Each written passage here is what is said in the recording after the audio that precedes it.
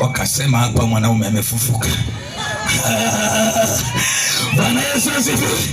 Wakashtuka, wakajua hapa mwanaume amefufuka.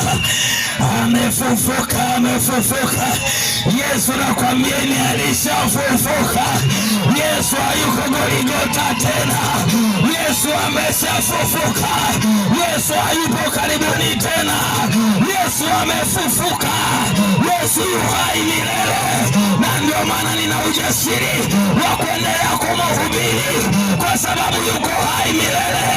Yuko mbinguni, anatawala milele. Haleluya. Sikia, isikilize.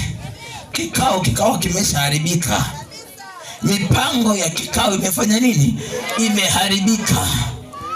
Maana mipango ya kikao ingefanikiwa, mimi nisingehubiri injili. Ningeambia Yesu, maana ile mipango ilifanikiwa, siwezi kuhubiri injili. Bwana Yesu asifiwe. Nitahubiri kwa ushuhuda upi hapa? Nataka nihubiri nikiwa na ushuhuda.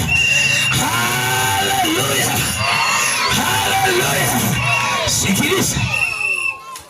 Mwanaume Yesu akatoka kaburini. Bwana Yesu asifiwe. Wale kina mama watatu asubuhi wameamka, waende wakapata maiti mafuta ili kwamba isinuke. Ndio hapa napotaka sasa.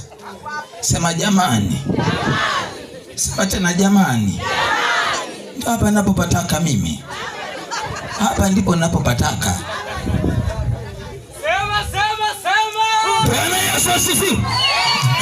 Ni desturi ya wanadamu kuhakikisha wanawashika watu, na ni desturi ya wanadamu kuhakikisha wanaufunika miili ya watu waliokufa ili kwamba isiwanukie. Sindano hiyo sasa inaanza hapa. Bwana Yesu asifiwe. Haleluya. Sasa unakataa kuokoka, ndugu yangu, sisi tutakuzika. Vijana mpo? Vijana mpo? Vijana mpo? Vijana tunajuana. Bwana Yesu asifiwe. Tukiitwa kwenye misiba ndio watu